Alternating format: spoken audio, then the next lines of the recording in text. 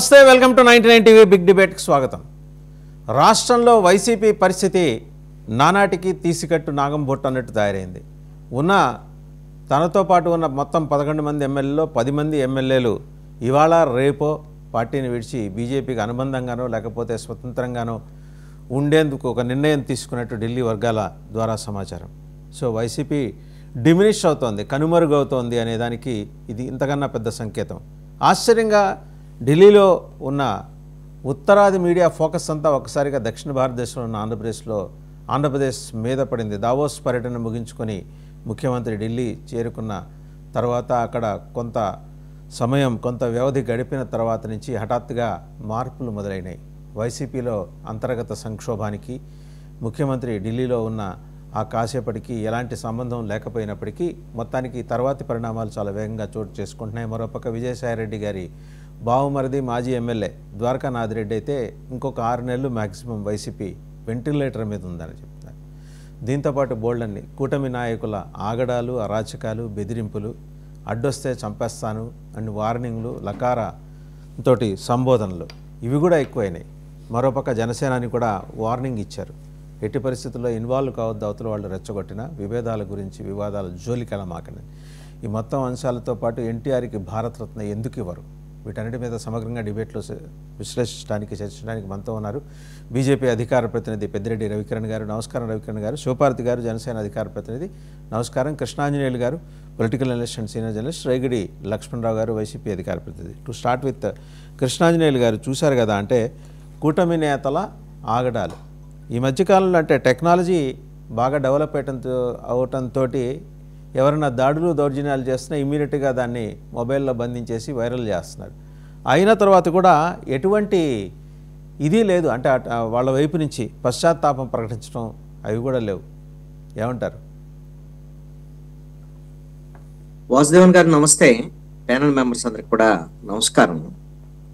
అధికారంలో ఉన్నప్పుడు అధికార పక్షానికి సంబంధించినటువంటి రాజకీయ పార్టీలు కొంత అధికారము అనేటువంటిది తమకు ఉంది అనేటువంటి దాని మీద కొంత దుందుడుగ్గా వ్యవహరించడం అనేది సర్వసాధారణంగా జరిగేటువంటి ప్రక్రియ.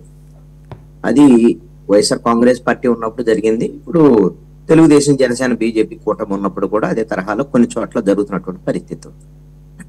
అయితే మొదట్లో అసలు ఎన్నికల ఫలితాలు వచ్చినటువంటి జూన్ 4వ తేదీ నుంచే ఆ రాత్రి నుంచే మొదలైనటువంటి దాడులు జూన్ 12 వరకు కూడా, అంటే ముఖ్యమంత్రి ప్రమాణ స్వీకారం వరకు విచ్చలవిడిగా దాడులు జరిగాయి, చాలా జరిగాయి. ఆ తర్వాత వైఎస్ఆర్ కాంగ్రెస్ పార్టీ ఆంధ్రప్రదేశ్ లో రాష్ట్రపతి పాలన పెట్టాలి అనేటువంటి అంశాల మీద వాళ్ళు ఢిల్లీ వరకు వెళ్ళటము, ఢిల్లీ వరకు ఉద్యమం చేయటం, జగన్మోహన్ రెడ్డి, ఇవన్నీ కూడా మనం చూసాం. అప్పుడు ప్రధానంగా ఈ రెడ్ బుక్ కు సంబంధించినటువంటి అంశాలు ఇవన్నీ కూడా పెద్ద చర్చకు వచ్చాయి. నేషనల్ మీడియా లెవెల్లో, ఢిల్లీ లెవెల్లో తీసుకెళ్ళగలిగాడు జగన్మోహన్ రెడ్డి. మరి ఆ తర్వాత జరిగినటువంటి పరిణామాలకు సంబంధించినటువంటి విషయంలో జగన్మోహన్ రెడ్డి మరి బీజేపీ పెద్దలతో ఏం మాట్లాడారేమో కానీ కొంత ఈ రెడ్ బుక్ కు సంబంధించినటువంటి వ్యవహారంలో దాని ఇంప్లిమెంటేషన్ విషయంలో కొంత వెనకడుగు వేసింది కూటమి ప్రభుత్వం. దాంట్లో ఎటువంటి సందేహం లేదు. అంత దుందుడుగ్గా వ్యవహరించినటువంటి పరిస్థితులు లేవు. ఆ తర్వాత జరిగినటువంటి పరిణామాలు ఒక్క దశలో పవన్ కళ్యాణ్ హోంశాఖ మీద విమర్శలు చేయటము, ఆ నేపథ్యము, దాన్ని ఆసరాగా తీసుకొని కూటమి ప్రభుత్వము వైసీపీకి సంబంధించినటువంటి సోషల్ మీడియా కార్యకర్తలను టార్గెట్ గా చేసి ఈసారి పోలీసులను ప్రయోగించి అరెస్టులు చేయటం వ్యవహారం, ఇవన్నీ కూడా ఒక 3 నెలల పాటు జరిగినటువంటి పరిస్థితులు కూడా చూసాం. ఇప్పుడు మళ్ళీ కొంత దాదాపుగా అయిపోయినట్టున్నారు వైసీపీకి. అనంతపురంలోనే జరిగిందండి. ఆయన రాయల్ మధు గారట, టీడీపీ నాయకులు. ఆయన అదేలేండి పబ్లిక్ గా ఒక వ్యక్తి మీద చేయి చేసుకున్నాడు, చంపేస్తానని వార్నింగ్ ఇచ్చాడు. ఆ విజువల్ ఉంది, మనం అందులో అభ్యంతరకర పదజాలం వాడాడు కాబట్టి అది మ్యూట్ చేసి ఆ వీడియో చూడొచ్చు. ఇప్పుడు ఎక్కడో ఒక ఇన్సిడెంట్ ని మొత్తం రాష్ట్రానికి ఆపాదించి మనం చెప్పలేం. ఆ ఇన్సిడెంట్ ఖచ్చితంగా తప్పే. ఒక మంత్రి అనుచరుడు ఆ విధంగా దాడి చేయటము, మంత్రి వాళ్ళ అనుచరుడికి సపోర్ట్ చేయటము, ఇది ఖచ్చితంగా ఆక్షేపించాల్సినటువంటి విషయమే. దీన్ని మనం ఎవరైనా ప్రజాస్వామికవాదులందరూ ఖండిస్తారు. కూటమిలో ఉన్నటువంటి వాళ్ళు కూడా, బీజేపీ, జనసేన కూడా ఖండిస్తుంది. ఒకవేళ తెలుగుదేశం వాళ్ళు వచ్చారనుకోండి, తెలుగుదేశం వాళ్ళు కూడా ఇది తప్పేనంటే ఖచ్చితంగా ఇలాంటిది ఉంటే సరిదిద్దుకోవాలనేదే చెబుతారు, ఎవరైనా చెప్తారు. ఇది ఒక ఇన్సిడెంట్ కి సంబంధించినటువంటి అంశాన్ని మనం పరిగణలోకి తీసుకొని మొత్తం కూటమి ఇప్పుడైతే ఆ తరహా దాడులకు సంబంధించినటువంటి విషయంలో కొంత ఒకటే కాదండి, సత్యసాయి జిల్లా పెనుకొండలో కూడా ఇలాగే జరిగింది, అనంతపురంలో కూడా ఇలాగే జరుగుతుంది, వరుసగా జరుగుతున్నాయి. అండ్ మీరు కనుక గమనిస్తే దాంతోపాటు వివాదాల జోలికి వెళ్ళమాకండి అని చెప్పేసి జనసేన నిన్న ఒక లెటర్ రిలీజ్ చేశారు. మీరు అవతల వాళ్ళు రెచ్చగొట్టే విధంగా మాట్లాడినా సరే మీరు సంయమనం పాటించండి, అనవసరంగా కూటమిలో విభేదాలు ఉన్నాయనే ఇంప్రెషన్ వాళ్ళెవరో కలగజేస్తే మీరు దానికి ప్రాధాన్యం ఇవ్వకండి, ఆ ప్రచారం కల్పించకండి అని చెప్పి హంబుల్ అప్పీల్ చేశారు ఆయన. సార్ వాసుదేవన్ గారు, ఇక్కడ కూటమికి సంబంధించినటువంటి వివాదం అనేటువంటిది ఈ మధ్య కాలంలో ఏ అంశం వచ్చింది? ఒకటే అంశం, అదేంటి? నారా లోకేష్ కి డిప్యూటీ సీఎం ఇవ్వాలి అనేటువంటిది తెలుగుదేశం పార్టీ నేతలు తీసుకొచ్చినటువంటి అంశం, బయట వాళ్ళు తెచ్చినటువంటిది కాదు. తెలుగుదేశం పార్టీ పోలిట్ బ్యూరో సభ్యులు శ్రీనివాసరెడ్డి, మాజీ ఎమ్మెల్యే వర్మ, ఇప్పుడు ప్రస్తుత ఎమ్మెల్యే రఘురామకృష్ణరాజు, చంద్రమోహన్ రెడ్డి, అదేవిధంగా టీజీ భరత్, దావోసులు, ఇలాగ అందరూ వాళ్ళు అధికారికంగానే మాట్లాడారు పార్టీ తరఫున. అదే అసలు వివాదం. ఇప్పుడు అది జనసేన వాళ్ళకి కొంత కోపం తెప్పించినటువంటి మాట వాస్తవం, ఖచ్చితంగా తెప్పేస్తుంది. అంటే పవన్ కళ్యాణ్ని కొంత తగ్గించాలనేటువంటి విధంగా నారా లోకేష్ డిప్యూటీ సీఎం ఇవ్వాలి అనేటువంటి తీసుకొస్తున్నారని. అందుకనే జన సైనికులు కూడా, జనసేన నాయకులు కూడా కొంతమంది కిరణ్ రాయల్ లాంటి వాళ్ళు ఒక ప్రస్తావన చేశారు, ఇవ్వండి ఎవరో వద్దన్నారు, లోకేష్ కి డిప్యూటీ సీఎం ఇవ్వండి, పవన్ కళ్యాణ్కి సీఎం ఇవ్వండి అని వాళ్ళు ప్రతిపాదన కూడా వాళ్ళు పెట్టారు కదా. ఇది కేవలం కింది స్థాయిలోనో సోషల్ మీడియాలో జరుగుతున్నటువంటి చర్చో ఆ వివాదమో కాదు. ఇది వాళ్ళ నాయకత్వమే, అధినాయకత్వం తెలుగుదేశం పార్టీ పవన్ కళ్యాణ్ యొక్క ఇమేజ్ పెరగటాన్ని జీర్ణించుకోలేనటువంటి పరిస్థితిలో తీసుకొచ్చినటువంటి అంశం ఇది. సరే, దాన్ని సమస్య పోయేటువంటి విధంగా చేయాలి అనేటువంటిది మాట్లాడుతున్నారు, తెలుగుదేశం వాళ్ళు మాట్లాడుతున్నారు, జనసేన వాళ్ళు కూడా వాళ్ళు అంశాల మీద మీరు కింది స్థాయిలో వివాదం వచ్చేటువంటి విధంగా మాట్లాడొద్దు. ఇది ఇద్దరు కూడా ప్రభుత్వంలో భాగస్వాములే, కాదనటం లేదు. కానీ రెండు రాజకీయ పార్టీలు వేరు వేరు, ఎవరు ప్రాధాన్యత వాళ్ళు పెంచుకోవాలనేటువంటి ప్రయత్నం నాయకుల్లో ఉంటది, కార్యకర్తల్లో మరింత ఉంటది. తమ నాయకుడి యొక్క ఇమేజ్ తగ్గకూడదని తెలుగుదేశం వాళ్ళలో ఉంటది, ఇటు జనసేన వాళ్ళలో కూడా ఉంటది. అంతర్గతంగా ఎవరు సోషల్ మీడియా వేదికగా కొంత మాట్లాడేటువంటి పరిస్థితులు కూడా ఉంటాయి. అవి కూటమిలో మరింత విభేదాలకు దారితీసేటువంటి విధంగా ఉండకూడదు అనేటువంటిది అధినాయకత్వం ఒక మాట చెప్తున్నటువంటి. అయితే ఇక్కడ కింది స్థాయిలో వాళ్ళు ఎంత కొట్టుకున్నా కూటమిలో ఏం కాదండి. ఎప్పుడైతే పవన్ కళ్యాణ్ అదేవిధంగా బీజేపీకి సంబంధించినటువంటి వాళ్ళు ఈ కూటమి నుంచి విడిపోవాలి అని నిర్ణయించుకునేటువంటి అంతిమ పరిస్థితులు ఏముంటాయో అప్పటి వరకు ఈ కూటమి ఎన్ని కొట్లాడుకున్నా కలిసే ఉంటారు. కింది స్థాయి వాళ్ళ కొట్లాటలు అనేది పై నాయకత్వానికి ఏమీ పట్టదు. కింది స్థాయి వాళ్ళు కొట్టుకున్నా చంపుకున్నా వాళ్ళేం పట్టించుకోరు. ఇప్పుడు కింది స్థాయి వాళ్ళు ఏమనుకున్నా పవన్ కళ్యాణ్ మీకు చాలా సందర్భాల్లో చెప్పారు, ఏదైనా సరే వ్యూహం లేకపోతే రాజకీయ వ్యవహారాలు అన్ని నేను నిర్ణయిస్తాను, దానికి అనుగుణంగా మీరు వ్యవహరించాల్సిందే అనేటువంటిది. అది నాయకత్వంలో ఖచ్చితమైనటువంటి విషయమే. అందుకు అనుగుణంగానే వాళ్ళ సైనికులు కింద వాళ్ళు ఎంత మాట్లాడినా పవన్ కళ్యాణ్ ఒక మాట చెప్పాడు అనుకోండి, వాళ్ళందరూ ఆగిపోయేటువంటి పరిస్థితి. తెలుగుదేశంలో అయితే మాత్రం కొంత ఆ విధంగా ఉండకపోవచ్చు వాళ్ళు, ఎందుకంటే తెలుగుదేశం పార్టీ ఏంటంటే పైకి నాయకత్వం ఒక మాట చెప్పుద్ది, కింద ఇంకొక విధంగా డైరెక్షన్ ఇచ్చేటువంటి పరిస్థితులు మనం చూస్తున్నాం. ఇప్పుడు నారా లోకేష్ విషయంలోనే మీరు డిప్యూటీ సీఎం కావాలని అడగండి అని వాళ్ళ నాయకత్వం ఇండైరెక్ట్ గా చెప్పింది. ఇందుకు వచ్చేసరికల్లా మీరు మాట్లాడొద్దని వాళ్ళే చెప్తారు. ఇవన్నీ కూడా వ్యూహాత్మకంగా వాళ్ళు చేస్తున్నటువంటి విషయం. ఈ రెండు జనసేన తెలుగుదేశం మధ్య ఉండేటువంటి ఈ గొడవ అనేటువంటిది ఇది ఫ్రెండ్లీగా జరిగేటువంటి గొడవ కింద చూడాలి తప్ప దీన్ని చూసి వైఎస్ఆర్ కాంగ్రెస్ పార్టీ వాళ్ళు ఇంకేదో ఉంది కూటమి వాళ్ళు విడిపోతున్నారు అది ఇదని వాళ్ళు ఆనందపడితే వాళ్ళకే నష్టం. వాళ్ళు విడిపోవడం సరే, వీళ్ళు ఉండాలి కదా ముందర. ఇప్పుడు అదే పరిస్థితి. ఢిల్లీ నుంచి వచ్చిన అబ్జర్వేషన్ ఏంటంటే రేపు ఉగాది లోపల లేదా ఢిల్లీ ఎలక్షన్స్ అయిన తర్వాత ఈ 10 మంది ఎమ్మెల్యేలు కూడా బీజేపీకి అనుబంధ సభ్యులుగా మారే అవకాశాలు ఉన్నట్టు స్పష్టంగా ఇండికేషన్. అదేదో జగన్మోహన్ రెడ్డి చెప్పే చేస్తుంది. వాసుదేవన్ గారు, ఆ 10 మందికి సంబంధించినటువంటి వాళ్ళు పోయినా ఉన్నా వైఎస్ఆర్ కాంగ్రెస్ పార్టీకి వచ్చేది పోయేది ఏం లేదండి వాస్తవంగా చెప్పాలంటే. ఎందుకు ఈ మాట అంటున్నా అంటే వైఎస్ఆర్ కాంగ్రెస్ పార్టీ 2024 ఎన్నికల్లో 151 నుంచి 175కి వెళ్ళాలనుకున్నది. 151లో మధ్యలో 5/11 మిగిలినటువంటి ఘోరమైనటువంటి ఓటమిది. బహుశా ఇంకొక 25 సంవత్సరాలు రాజకీయాల్లో ఉంటానని చెప్పాడు ఆయన, ముఖ్యమంత్రిగా ఉంటా అన్న జగన్మోహన్ రెడ్డి రాజకీయాల్లో ఉండొచ్చు ఆయన వయసు రీత్యా. మరి ఇంత ఘోరమైనటువంటి ఓటమి భవిష్యత్తులో ఎప్పుడు రాదు. అసలు ఈ 10 మంది ఉంటే అంతా పోతే అంటే వాళ్ళకి నాకు అర్థం కాదు, ఏమీ కాదు. కానీ ఈ 10 మందిని బీజేపీయో తెలుగుదేశమో తీసుకొని అనవసరంగా వైఎస్ఆర్ కాంగ్రెస్ పార్టీ మీద సింపతి తీసుకురావడం తప్ప ఇంకొకటి కానే కాదు. ఎవరు వాళ్ళని తీసుకున్నా సరే అది ఆ పార్టీకే నష్టం తప్ప ఒకసారి రవికిరణ్ గారు రవికిరణ్ గారు అంటే వాళ్ళు ఏదో వచ్చి బీజేపీలో చేరిపోతారని కాదు, కానీ ఏంటంటే ఒక ప్రాంతీయ పార్టీని పూర్తిగా అక్కడి నుంచి అదృశ్యం చేసే కార్యక్రమం అయితే బీజేపీ హెడ్ క్వార్టర్స్ చేస్తుంది. Nothing wrong in it. దీని ఏదో వేరే నెగిటివ్ కోణంలో నేను చెప్పట్లా. వాళ్ళ మీ పార్టీ విస్తరణలో భాగంగా అలాగే వ్యూహాల్లో భాగంగా ఇట్లాంటివి జరుగుతాయి. ఎందుకంటే మీరు ఒక ఇంపార్టెంట్ కంటెండర్గా 2029కో లేకపోతే జమిలీ వస్తే 2027 లేదా 28లోనో ఎదగాలంటే ఏదో ఒక ప్రాంతీయ పార్టీ ఉండకూడదు. ఇప్పుడు బలహీనంగా ఉన్నది ఎవరు? బలహీనంగా ఉన్న దాని మీద దెబ్బ పడుతుంది. సో వాళ్ళందరూ ఏంటంటే జగన్మోహన్ రెడ్డి గారి విధానాలు నచ్చక వాళ్ళు పార్టీని విడిచిపెట్టి స్వతంత్ర సభ్యులుగా ఉంటారు, అనుబంధంగా కొనసాగుతారు. ఇట్లాంటి ఎత్తుగడ ఏదో బీజేపీ చేస్తోంది. ఆ ఎత్తుగడ మొదలు విజయసాయిరెడ్డి గారితో మొదలైంది. ఇంకొక 2 ఎంపీలు ఏమంటారు?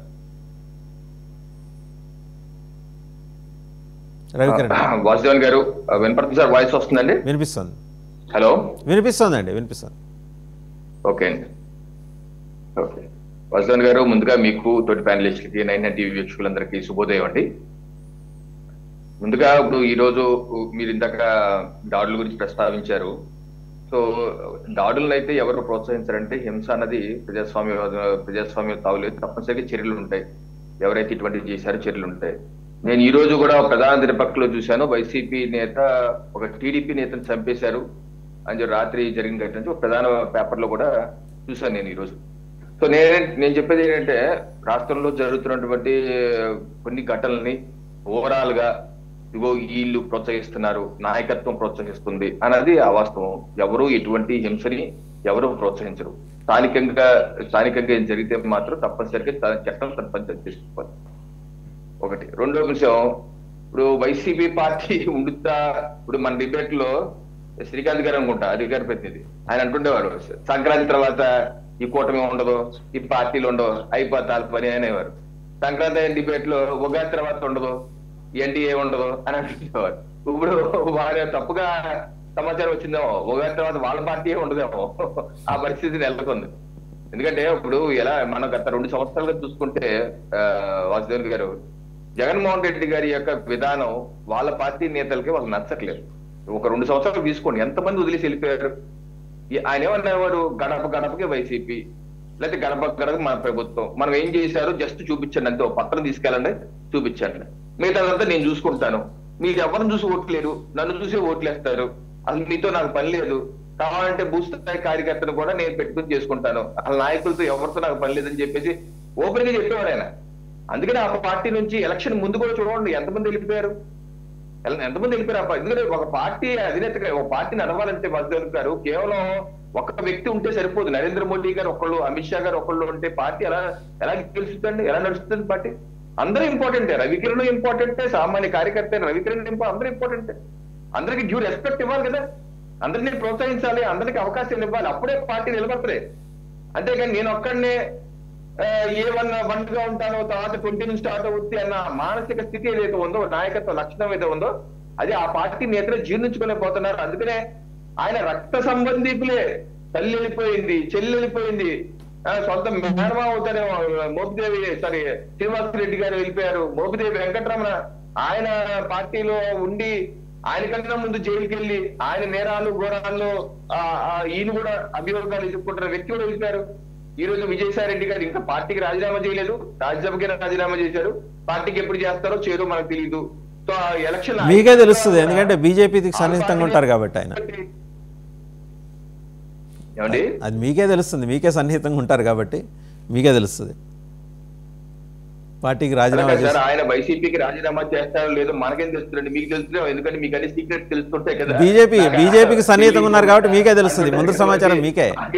మీరు ఆయన మాట్లాడింది చూసే ఉంటారు. హిందుత్వం గురించి టైమ్ అండ్ అగైన్ మాట్లాడారు. ఆ రోజు రాజ్యసభ చైర్మన్కి రాజీనామా సమర్పించి బయటకు వచ్చిన తర్వాత, నేను హిందువుని, హిందుత్వం నా రక్తంలో ఉంది. ఎందుకు అంటే అక్కడే తెలిసిపోతుంది. 2 నెలలు విరామం తీసుకున్న తర్వాత మళ్ళీ రాజ్యసభకు ఎన్నికలు జరిగితే బీజేపీ అభ్యర్థిగా మీరు కృష్ణయ్యని ఎలా దించారు, ఇవన్నీ కూడా అట్టే దించే అవకాశాలు ఉన్నాయని చాలామందికి ఒక నమ్మకం, అనుమానం కాదు. సరే, హిందూ అనేది ఎవరు పేటెంట్ కాదు, అది ఎవరన్నా చెప్పొచ్చు. హిందువులు అన్న వాళ్ళు నేను హిందూ అని చెప్పుకుంటారు, లేకపోతే హిందూ ధర్మం నమ్మకం చెప్పుకుంటారు. అంత మాత్రం చేత బీజేపీకి జాయిన్ అయిపోతారంటే ఇప్పుడు ముందు వైసీపీకి రాజీనామా చేయాలి కదా. చేస్తారు, 2 నెలలు విరామం తీసుకొని చేస్తారు. ఆయన రాజీనామా చేయలేదు. మీకు చెప్పుండొచ్చు, ఆయన మీకు ఫోన్ చేసి మీకు చెప్పుండదు, పాత్రికేయులు కాబట్టి మీకు చెప్పుండొచ్చు. ప్రస్తుతం అలాంటి ఢిల్లీలో ఉన్న వాళ్ళకి చాలా మందికి చెప్పారండి. చెప్పింది ఏంటంటే అదే సార్, నాకు తెలియదు కదా సార్, నాకైతే చెప్పలేదు. నాకు చెప్పలేదు. బీజేపీకి చెప్పలా అంటే మీకు చెప్పలా, ఢిల్లీలో మీ వాళ్ళందరికీ చెప్పారు ఆయన వచ్చేస్తున్నాను రెడీగా ఉండండి అని. కంగారు పడమాకండి సార్, ఆగండి సార్, మమ్మల్ని చెప్పనివ్వండి సార్. నేనేంటంటే ఆయన ఓపెన్ గా నేను ఇంకా వైసీపీ పార్టీలోనే ఉన్నాను అని ఓపెన్ గా స్టేట్మెంట్ ఇచ్చారు. ఆయన ఏం జరుగుతుందో చూద్దాం. ఇప్పుడు నేను గత డిబేట్ లో అనేక సార్లు చెప్పాను, పార్టీ నేతలు ఇప్పుడు షర్మిలారెడ్డి గారు కుటుంబం నుంచి వెళ్ళిపోయి సొంత పార్టీ పెట్టుకుని నేను ఆడపిల్లలను కాదు ఈడపిల్లలు కాదు ఆడపిల్లలు అని చెప్పి మళ్ళీ ఏపీకి వచ్చి కాంగ్రెస్ లో జాయిన్ అవుతుంటే ఎవడన్నా ఊహించారా? అసలు తల్లి కూడా వదిలేసి వెళ్ళిపోతారు, ఎవడన్నా ఊహించారా? సో అనేకమైన ఊహలకి అందరికీ జరుగుతూ ఉంటాయి. ఏం జరుగుతుందో ఎలా జరుగుతుందో ఎవరు ఏ పార్టీలో ఉంటారో దేవుడు ఎరుక. అంత మాత్రం చేత ఈయనేదో బీజేపీ నడిపిస్తుంది ఆయన.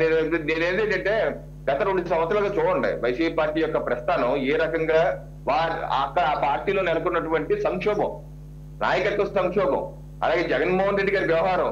ఆయన ప్రతిపక్షంలో ఉన్నప్పుడు కూడా జతగా ఉన్నటువంటి వ్యక్తులు ఆయన ముఖ్యమంత్రి అయ్యాక ఆయన వ్యవహార శైలి చూశాక పారిపోతున్నారంటే ఆయన యొక్క పోకడి, ఆయన యొక్క విధానం, ఏ నమ్మకంతో అయితే ఆయన సొంత పార్టీ పెట్టి ఇవన్నీ చేసి ఉన్నప్పుడు ఆయన కూడా ఎందుకున్నారు. ఈ రాజశేఖర రెడ్డి గారి తనయుడు ఆయన ఎలాగే నమ్ముకున్న వాళ్ళకి నిలబడిపోతాడో అలాగే ఈయన కూడా అలాగే ఉండిపోతాడు, మనకు బాగా మంచి జరుగుతుంది అని అనుకున్నారు. అందరూ ప్రతిపక్షంలో ఉన్నప్పుడు కూడా అంటిపెట్టుకుని ఉన్నారు. కానీ ఎప్పుడైతే ముఖ్యమంత్రి అయ్యాడో ఆయన నిజ స్వరూపం చూపించేసరికి తనకు దగ్గర ఉన్న వ్యక్తులు, తన పార్టీ ఫౌండర్స్, పిల్లర్స్ అనేవారు పారిపోతున్నారు. అది వాళ్ళ ప్రాబ్లం, మన ప్రాబ్లం కాదు. నాయకత్వంలో ఉన్న ప్రాబ్లం, పార్టీలో ఉన్న ప్రాబ్లం. ముందు అది సెట్ చేసుకోవాలి వాళ్ళు. ఎందుకంటే నాయకుడు ఎప్పుడన్నా సరే నీటి పల్లవిగా అది కాదండి, అది కాదండి. అదృశ్యం ఏ పార్టీకి ఈ సజెషన్స్ అన్ని ఎందుకు అనవసరం? ఇప్పుడు వాళ్ళు ఎలాగో ఉగాది తర్వాత ఉండే పరిస్థితులు లేవో క్లియర్గా తెలిసిపోతుంది. ఒకసారి శివపార్తి గారి దగ్గరికి వెళ్దాం. జనసేన అధికార ప్రతినిధి శివపార్తి గారు నమస్కారం అండి. సో మీ నాయకుడు అయితే చాలా స్పష్టంగా చెప్పారు, ఏది దయచేసి వివాదాలు రెచ్చగొట్టే వాళ్ళ జోలికి పోమాకండి, ప్రతిస్పందించమాకండి. మనం ఉంటాయి చిన్న చితక అభిప్రాయ భేదాలు ఉంటాయి, అక్రాస్ ద టేబుల్ కూర్చొని మాట్లాడుకుంటాం. కానీ ఎవరు కూడా ఆవేశకావేశాలకు లోను కావద్దు, అన్నెసరీ గ్యాప్ వైడెన్ చేయొద్దు ఉన్న గ్యాప్ని అనే పద్ధతిలో. ఆ గ్యాప్ ఉన్నా మేమైతే కూర్చొని మాట్లాడుకుంటామని. అయినా కూడా కొన్ని చోట్ల ఏంటంటే మీ నాయకులు ద్వితీయ శ్రేణి నాయకత్వం విరతాళ్ళు వేసుకొని మరీ మాట్లాడేస్తున్నారు. ఇంకా తట్టుకోలేక ఆయన నేరుగా లెటర్ రిలీజ్ చేయాల్సి వచ్చింది. వాసు గారు, ముందుగా మీకు ప్యానెల్లో ఉన్న పెద్దలకి 99 వీక్షకులకి గుడ్ మార్నింగ్ అండి. అంటే ఇప్పుడు మా అధ్యక్షుల వారు ఇప్పుడు ఒక్కసారే కాదండి, ప్రతిసారి ఎప్పుడంటే ఏదైనా ఒక వివాదం రేపాలను లేకపోతే అవి ఏదైనా ఒక ప్రయత్నం జరిగినప్పుడు మాత్రం ఇక్కడ మా జనసేన పార్టీలో ఉన్న కార్యకర్తలు, సెకండ్ లీడర్స్ అందరూ అంటే యువత ఎక్కువగా ఉండడం వల్ల వాళ్ళు వెంటనే కౌంటర్ అటాక్ చేయడానికి ముందుంటారు. సో వాళ్ళందరినీ కట్టడి చేసే భాగంలో కొంచెం సంయమనం పాటించండి. అవసరం లేని విషయాల గురించి మీరు మాట్లాడకండి. అంటే కూటమికి విఘాతం కలిగించేలాగా మిగతా పార్టీల నాయకులను కానీ కార్యకర్తలను కానీ మీరు క్రిటిసైజ్ చేయొద్దు. వాళ్ళు ఏదన్నా ఒకవేళ తూలినా మీరు మళ్ళీ దాన్ని కౌంటర్ అటాక్ చేయొద్దు అని ఇప్పుడే కాదు ఎప్పుడు చెప్తారు. ఈసారి ఇంకా కొంచెం స్ట్రాంగ్గా చెప్పారు. ఎందుకంటే గత 1 వీక్ 10 డేస్ నుంచి జరుగుతున్న విధి విధానాలు చూస్తున్నప్పుడు ఇంకా ఆయన కూడా స్ట్రిక్ట్గా మానిటర్ చేయాల్సిన అవసరం ఉంది అని చెప్పి క్లియర్గా ఆదేశాలు ఇవ్వడం జరిగింది. వాటిని అతిక్రమించి ఎవరైనా చేస్తే కూడా పార్టీ నుంచి క్రమశిక్షణ చర్యలు తీసుకోవడం కూడా జరిగిద్దండి. చాలా స్ట్రిక్ట్గా ఉంటారు. కూటమి విషయంలో కానీ మొన్న అలయన్స్ అయినప్పుడు దగ్గర నుంచి ఎలక్షన్స్లో విన్ అయ్యి తర్వాత ఫామ్ అయ్యి ఏదైనా మాట్లాడేదైనా సోషల్ మీడియాలో ఎలా మాట్లాడాలి ఏంటి ఎప్పటికప్పుడు జన సైనికులకి నాయకులకి దిశానిర్దేశం చేస్తూనే ఉంటారు. దానిలో భాగంగా గతంలో మొన్న 10 రోజుల నుంచి జరుగుతున్న వాటి మీద కూడా పరిశీలించి వాళ్ళకి ఇంకా క్లియర్గా ఆదేశాలు ఇవ్వడం జరిగింది అందరికీ. సో మేమందరం ఏంటంటే ఆయన ఏం చెప్పినా దానికి ఫాలో అవుతాం. ఎందుకంటే అఫీషియల్ అకౌంట్స్ నుంచి నాయకుల నుంచి కానీ లేకపోతే కార్యకర్తల నుంచి కానీ శతగ్ని టీం నుంచి కానీ ఇంకా కోరు జనసేన నెంబర్స్ అకౌంట్స్ నుంచి కానీ ఎలాంటి ప్రతిస్పందన రాలేదు. మీరు గమనించినట్టయితే ఏదో ఒకటి అరా ఒకటే నేను అంటే జరిగినప్పుడు ఒక టీడీపీ కార్యకర్త అఫీషియల్ హ్యాండిల్ నుంచి వచ్చిన ఒక ట్వీట్ని నేను రీట్వీట్ చేస్తూ పవన్ కళ్యాణ్ గారు ఒక్కళ్ళే బాధ్యత తీసుకుంటే ఎట్లా రాష్ట్రం కోసం అందరూ తీసుకోవాలా, ఆయన ఒక్కళ్ళే తీసుకోవాలా బాధ్యత అని ఒక జస్ట్ ఒక కొటేషన్ పెట్టినందుకు నాకు వెంటనే ఫోన్ చేశారు ఆఫీస్ నుంచి, మీరు ఇట్లాగా ప్రతిస్పందించకూడదు అని. సో అంటే మాకు అంత స్ట్రిక్ట్ మానిటరింగ్ ఉంటుంది కాబట్టి సో ఇంక మేము కూడా ఓకే, ఎందుకు అది ఎవరో అసలు ఆ అకౌంట్ ఎవరో కూడా తెలియదు మీకు, వాళ్ళు టీడీపీ వాళ్ళని మీరు ఎట్లాగా గెస్ చేస్తారు, సో ముసుగులో చాలా కోవట్లు కూడా ఉంటారు, సో మీరు రియాక్ట్ అయ్యారంటే as a official spokes person అది కరెక్ట్ కాదమ్మా అని చెప్పారు.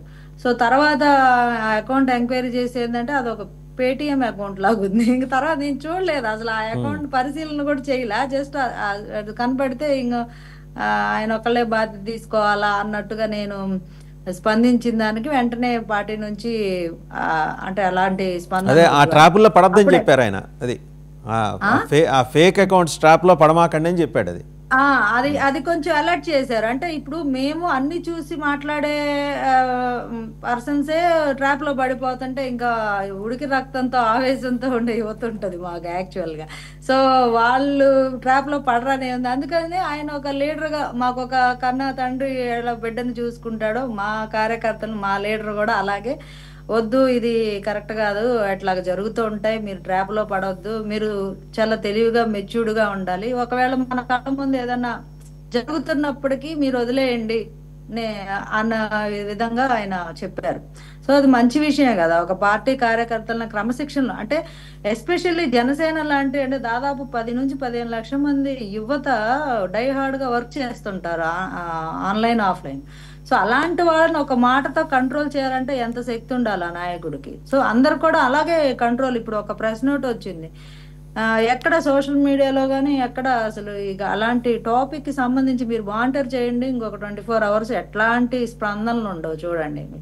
సో అట్లా అంత కంట్రోల్ చేయగల క్యాపబిలిటీ ఉన్న లీడర్ కాబట్టి మేము ఇంత కూటమి ఫార్చునేట్ అండి, ఒక రకంగా మీరు అదృష్టవంతులు. ఎందుకంటే తెలుగుదేశం లాగా పైనుంచి ఒక అన్టోల్డ్ ఇన్స్ట్రక్షన్ ఇవ్వటం, తర్వాత ఏమో ఏదో రగడ జరిగితే మళ్ళీ వెంటనే కన్నెర్ర చేయటం, ఆగ్రహించడం, ఆ తర్వాత దానికి సంబంధించిన లెటర్స్ రిలీజ్ చేయటం, ఇవి లేవు.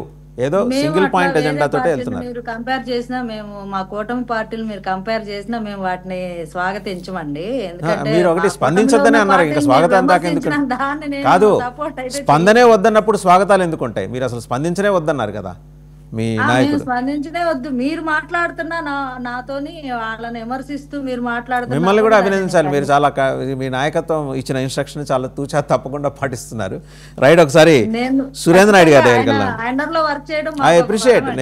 నేను ట్రూ మీరు పార్టీ క్యాడర్స్ గా మీరు చేస్తున్న ఒక కార్యకర్త ఒక లీడర్ ఎలా ఉండాలి అన్నదానికి ఆయన నిజమైన మీనింగ్ పవన్ కళ్యాణ్ గారు. సో ఓపెన్ ఫోరం లోనే మిమ్మల్ని అప్రిషియేట్ చేస్తున్నా, మీరు నిబద్ధులై ఉన్నారు మీ నాయకుడు ఆదేశాలకి. ఒకసారి సురేంద్ర నాయుడు గారి దగ్గరికి వెళ్ళాం. సురేంద్ర నాయుడు గారు ఆ కమిటీ కూర్చుంది, పద్మ అవార్డ్స్ కమిటీ కూర్చుంది, దాంట్లో చాలామందికి ఎన్టీఆర్ ఎవరో తెలియదు. అలాంటి వాళ్ళని పెట్టి ఆ కమిటీ పెట్టి ఎన్టీఆర్కి ఎప్పుడు ఇవ్వాలండి భారతరత్న? మీరేమో కూటమిలో ఉన్నారు, ఇక్కడ మీదే ప్రభుత్వం, అక్కడ మీదే ప్రభుత్వం. అసలు ఇవ్వాలి అనే డిమాండ్ మీరేదో తీవ్రమైన తీర్మానం చేసి అసెంబ్లీ నుంచి పంపడం కాదండి. మీకు బ్రహ్మాండమైన లాబీయిస్టులు ఉన్నారు, ఖమ్మంబడి రామ్మోహన్ రావు గారు, ఇట్లాంటి వాళ్ళు, వాళ్ళందరి సేవలు ఉపయోగించుకొని భారతరత్న వచ్చి ఏర్పాటు చేయాలి కదా. అసలు మనం లాబీ చేయటం కాదు, అటువంటి విశ్వవిఖ్యాత నట సార్వభౌముడు తెలుగు ప్రజలకి ఒక ఐడెంటిటీ తీసుకొచ్చినట్టుగా భారతరత్న లేకపోవటం ఏందండి? పద్మశ్రీతో సరిపెట్టేస్తారా? సార్, ముందుగా మీకు ప్యానల్లో ఉన్నటువంటి మిత్రులకు, అదేవిధంగా 99 న్యూస్ వీక్షిస్తున్న ప్రేక్షకులకు అందరికి కూడా శుభోదయం తెలియజేసుకుంటూ, ఇప్పుడు ఎన్టీ రామారావు గారికి భారతరత్న ఇవ్వాలా అనేది బీజేపీకి కూడా ఉంది. ఎందుకంటే బీజేపీలో ఉన్నటువంటి ఇక్కడ ఎవరైతే స్టేట్ అధ్యక్షురాలు ఉన్నారో ఆమె కూడా స్వయాన ఎన్టీ రామారావు గారి పుత్రిక. కాబట్టి తెలుగుదేశం పార్టీ ఆల్రెడీ మోడీ గారికి అదేవిధంగా అమిత్ షా గారికి కూడా విజ్ఞప్తి చేయడం జరిగింది. దాంతో పాటు వాళ్ళు కూడా ఎన్టీ రామారావు గారికి భారతరత్న ఇవ్వాలా అనే ఆలోచనలో ఉన్నారు, ఇస్తారు. అంటే అది మనం ఆ కమిటీలో ఉండేవాళ్ళు కొంతమంది అటు ఇటు ఉండుండొచ్చేమో కానీ దాని మీద నాకు పూర్తిగా పెద్దగా అవగాహన లేదు. కానీ ఎన్టీ రామారావు గారికి భారతరత్న ఇవ్వాలి అనేది ఇర్రెస్పెక్ట్ ఆఫ్ పార్టీస్ అందరి డిమాండ్. ఎందుకంటే విశ్వవిఖ్యాత నట సార్వభౌముడు, ఈ రాష్ట్రానికి ఆయన తెలుగు వాళ్ళ గుండె చప్పుడు అండి. ఆయన తెలుగు వాళ్ళ గుండె చప్పుడు. ఆయన ఆ చప్పుడు ఢిల్లీకి వినపట్టలేదా? ఇప్పుడు విశ్వవిఖ్యాత నట సార్వభౌముడు తెలుగు రాష్ట్రాలకు ఉమ్మడి ఆంధ్రప్రదేశ్ కు అనేక సేవలు అందించినటువంటి మహానుభావుడు. అదేవిధంగా ఈ రోజు ఏ పార్టీ కూడా ఏ ప్రభుత్వం వచ్చినా ఆయన చేసిన కార్యక్రమాలు, ఆయన తీసుకొచ్చినటువంటి సంక్షేమ పథకాలే ఈరోజు ఆదర్శంగా తీసుకున్నారు. ఇతర రాష్ట్రాల్లో కూడా ఆయన ఇచ్చినటువంటి సంక్షేమ పథకాలే ఆదర్శంగా తీసుకొని చేస్తున్నారు. ఆ రోజే ఆయన పేదవారికి కూడు గుడ్డ పట్టిన అన్నం పెట్టాలి అనే నినాదంతో వచ్చిన పార్టీ తెలుగుదేశం పార్టీ. ఆ మహానుభావుడికి భారతరత్న అనేది ఇస్తారు. అది కొంచెం ఇంటర్నల్ గా వాళ్ళు చూసుకొని ఇస్తారు దాన్ని. అది ఇంటర్నల్ గా చూసుకోవడానికి ఆయన ఏం తప్పు చేశాడండి? నాయకత్వం నాయకత్వం చూసుకుంటది. దాంతో పాటు ఇందాక మీరు కొన్ని విషయాలు మాట్లాడారు, నేను కూడా విన్నాను. ఇప్పుడు తెలుగుదేశం పార్టీలో క్రమశిక్షణ అనేది, తెలుగుదేశం పార్టీని చూసే మిగతా పార్టీలు క్రమశిక్షణ అనేది నేర్చుకుంటున్నాయి. అది మీరు గుర్తు పెట్టుకోవాలా, అది మర్చిపోకూడదు. ఎక్కడ కూడా నాకు గుర్తు చేసే ముందు మీకు ఒకటి చెప్తా. రణదీప్ సుర్జేవాలా అని రాహుల్ గాంధీకి అత్యంత సన్నిహితుడు. ఆయన మీరు కాంగ్రెస్తో పొత్తు పెట్టుకునే ఒక మహాపాపాన్ని ఒడిగట్టినప్పుడు ఆయన ఇక్కడికి వచ్చాడు, అమరావతి వచ్చి మీ నాలెడ్జ్ సెంటర్ చూసి అద్భుతం అండి, ఇట్లాంటి లైబ్రరీ మేము కూడా మెయింటైన్ చేయట్లేదు, మీ క్రమశిక్షణ మా దగ్గర లేదని ఒప్పుకున్నాడు. ఆ విషయం మీకు తెలియదేమో, మీకు గుర్తు చేస్తాను. ఆయన ఫోటో ఆ రోజు ఆయన మాట్లాడిన బయట అన్ని మీకు పంపిస్తాం, మీరు ఒక్కసారి తిరిగి లైబ్రరీ వద్దంటారా? జ్ఞానం సంపాదించే ఆయనే మీకన్నా ముందు ఆయన చెప్పాడు. ఆ పక్క జాతీయ పార్టీ నాయకుడు వచ్చి చెప్పాడు, మిమ్మల్ని అప్రిషియేట్ చేశాడు. వాసుదేవన్ గారు, మీరు ఎన్ని ప్రశ్నలు అడగాలనో అడిగేసేయండి, నేను దానికి సమాధానం చెప్తాను. మీ క్రమశిక్షణ లేదని నేను అల్లా. మీ క్రమశిక్షణ గురించి జాతీయ స్థాయి నాయకులు మెచ్చుకున్నారనే విషయం చెబుతున్నా. సరే, ఇప్పుడు అంటే తెలుగుదేశం పార్టీలో ఎక్కడెక్కడ నుండో ఎంతో మంది కార్యకర్తలు, నాయకులు పార్టీలో చేరుతూ ఉంటారు. కొత్త వాళ్ళు చేరుతుంటారు, పాత వాళ్ళు చేరుతుంటారు. వాళ్ళకి మేము ఒక నాలెడ్జ్ సెంటర్ పెట్టి వాళ్ళకి నాలెడ్జ్ ఇవ్వడం తప్పంటారా? ఎవరన్నారండి? మీరు డివేట్ అయిపోతారు ఎందుకు సబ్జెక్ట్ నుంచి? మీ క్రమశిక్షణ అంత పటిష్టమైన క్రమశిక్షణ ఉన్న పార్టీలో ఈ లుకలుకలు ఏంటని అడుగుతున్నారు, జనం అడుగుతారు. మీరు పబ్లిక్ లో ఉన్నప్పుడు మిమ్మల్ని జనం అడుగుతారండి. నాయుడు గారు, మీకు నచ్చకపోవచ్చు, మిమ్మల్ని అడుగుతారు. క్రమశిక్షణ ఎవరండి? ఆయన అనంతపురం టీడీపీ లీడర్ ఎవరండి? రోడ్డు మీద వచ్చి ఓపెన్ వార్నింగ్ ఎలా ఇచ్చేస్తాడు? చంపేస్తా అన్నాడు. మీరు చూసారా ఎలా అంటాడు ఆయన? నేను చూశాను. ఏమైంది మీ క్రమశిక్షణ సంఘం? ఏమైందండి ఇప్పుడు? ఎక్కడుంది? సరే, మీరు మాట్లాడండి సార్, మీరు మాట్లాడండి, అన్ని మీరు మాట్లాడండి, మళ్ళీ మాట్లాడండి. మీరు అడిగారు కాబట్టి చెబుతున్నా, ఏమైందో చెప్పండి. మీ క్రమశిక్షణ సంఘం నాకు సమాధానం చెప్పేదానికి చెప్పండి, ఇప్పుడు చెప్పండి. ఎంతసేపు మీరే మధ్యలో మాట్లాడుకుంటా ఉంటే నేను ఎందుకు? సరే చెప్పండి. ఒక్క నిమిషం అండి, ఒక్క నిమిషం. శివపార్తి గారు, లెట్ హిమ్ టెల్. ఇప్పుడు నేను మాట్లాడేది స్టార్ట్ చేస్తే మళ్ళీ మీరే మాట్లాడుతుంటారు. మీరు మాట్లాడండి, మీరు అదే పదే అదే ఎందుకు పట్టుకుంటే మీరు మాట్లాడండి. ఇప్పుడు ఎవడో ఒకడు మాట్లాడినాడని దాన్ని పెద్ద భూతత్వంలో చూపిస్తున్నారే. గత 5 సంవత్సరాలు ఏం జరిగింది? అది రైడీ లక్ష్మణరావు చెబుతాడు, ఏం జరిగింది ఆయన చెబుతాడు. సార్ మళ్ళా ఉండండి సార్, వినండి సార్, మీరు నేను చెప్పేది వినండి సార్. ఇప్పుడు గత 5 సంవత్సరాలలో రఘురామకృష్ణరాజుని గుండెల మీద కూర్చొని చంపేస్తాం, పొడిచేస్తాం అని చెప్పి మాట్లాడినటువంటి ఐఏఎస్ ఆఫీసర్ ఉన్నారు ఈ రాష్ట్రంలో. అదే విధంగా పలనాడులో పిన్నెల్ నియోజకవర్గంలో మా తెలుగుదేశం పార్టీ నాయకుడిని జై జగన్ అనలేదని చెప్పి ఏటను కోసినటువంటి పరిస్థితులు చూసాం. అప్పుడు ఏమైపోయారు ఈ సోకాళ్ళు విమర్శకులందరూ? ఆ రోజు ఏమైపోయారు? అదే విధంగా ఈ తిరుపతిలో ఎన్నికలు జరిగితే ఎన్నికలు జరగనీయకుండా, ఎన్నికలకు నామినేషన్ వేయనీయకుండా ఇష్టానుసారం ఎస్సీ ఎస్టీ మైనార్టీల మీద అందరి మీద దాడులు చేసి ఎస్సీల మీదనే ఎస్సీ ఎస్టీ కేసులు పెట్టి లోపలేసినప్పుడు, ఒళ్ళు ఊదగొట్టినప్పుడు ఏమైపోయారో ఈ సోకాళ్ళు విమర్శకులందరూ కూడా. అదే విధంగా సాక్షాత్ అచ్చెన్నాయుడు ఫైల్స్ ఆపరేషన్ చేసుకొని ఉంటే ఆయన్ని దాదాపు 600 కిలోమీటర్లు ఎత్తేసుకొని ఒక జీపులో తిరిగినప్పుడు ఏమైపోయారు? 65 ఏళ్ల వృద్ధుడుగా ఉన్నటువంటి ఈ రోజు ఉన్నటువంటి స్పీకర్ గారు అయ్యన్న పాత్రుడు గోడ ఎగిరి దూకి అరెస్ట్ చేసినప్పుడు ఏమైపోయారు? డ్రైవర్ సుధాకర్ ని డోర్ డెలివరీ చేసినప్పుడు ఏమైపోయింది? ఎక్కడ పోయినారు ఈ రోజంతా? ఈ విధంగా చెప్పుకుంటూ పోతే 2 గంటలు పడుతుంది డిబేట్ చేసేదానికి. కానీ ఎవడో ఒకడు పార్టీ, ఇంత పెద్ద పార్టీలో ఎవడో ఒకడు ఉంటాడండి, ఎవడో ఒకడు ఉంటాడు. దాన్ని భూతత్వంలో చేసి చూపించాల్సిన అవసరం లే. వాడిని మేము సస్పెండ్ చేస్తాం పార్టీ నుండి, అవసరం అనుకుంటే లోపలేసి బొక్కలు వేసి ఇరగదంటారు, మక్కిలు ఇరగదంతాం. దాన్ని పెద్ద భూతత్వంలో వేసేసి చూపేసి ఏదో అన్నాడు, చెంపబట్టి కొట్టాడు, మాట్లాడినాడు అని చెప్తే దానికి దీనికి కంపేరింగ్ ఏందండి? 45 సంవత్సరాలు ఉన్నటువంటి సుదీర్ఘమైనటువంటి రాజకీయ పార్టీలో ఒకరిద్దరు ఉంటారు, వాళ్ళని సరిచేసుకుంటాం మేము.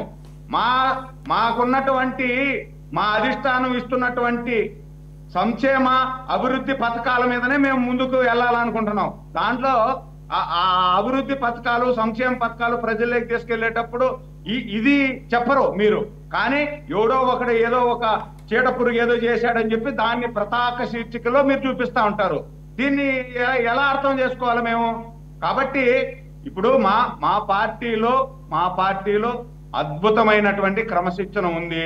45 సంవత్సరాలు సుదీర్ఘ సేవలు అందించినటువంటి పార్టీ తెలుగుదేశం పార్టీ. దీంట్లో క్రమశిక్షణకి ఎలాంటి డోకా లేదు. నాలెడ్జ్ సెంటర్ అంటారా? నాలెడ్జ్ సెంటర్ అనేది చదువుకున్నోడు పార్టీలోకి వస్తాడు, చదువుకోనోడు పార్టీలోకి వస్తాడు. వాళ్ళందరికీ నాలెడ్జ్ కల్పించడం తప్పు కాదు. పార్టీకి పనిచేస్తూనే ఎదుట పార్టీ వాళ్ళు విమర్శించినప్పుడు ఆ విమర్శని ఏ విధంగా ధీటుగా మనం ఎదుర్కోవాలి, అదే విధంగా పార్టీని ఏ విధంగా ముందుకు తీసుకెళ్లాలా, ప్రజలకు తీసుకెళ్లాలా అనేది ప్రతి ఒక్కరికి నేర్పించాల్సినటువంటి అవసరం ఉంది. ఆ విధంగా నేర్పించారు కాబట్టి ఈ రోజు మా పార్టీలో పుట్టి పెరిగి మహావృక్షాలైన వాళ్ళందరూ కూడా కొన్ని సంఘటనలు జరిగిన తర్వాత అన్ని పార్టీలు విస్తరించారు. ప్రతి పార్టీలో ఉన్నారు. మా పార్టీలో పుట్టి పెరిగిన వాళ్ళే అన్ని పార్టీల్లో విస్తరించి చేస్తున్నారు.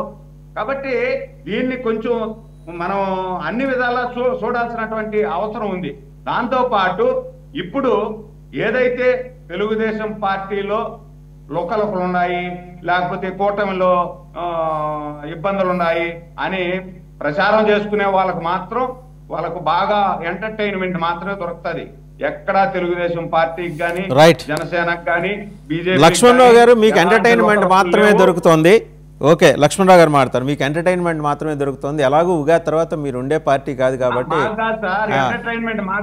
మిమ్మల్ని అనలేదు, లక్ష్మణరావు గారు అని చెబుతున్నా. లక్ష్మణరావు గారు అని చెబుతున్నా, మీరు వినాలి. లక్ష్మణరావు గారి దగ్గరికి లక్ష్మణరావు గారు అని చెప్తున్నాను, ఆయన మాట్లాడతారండి.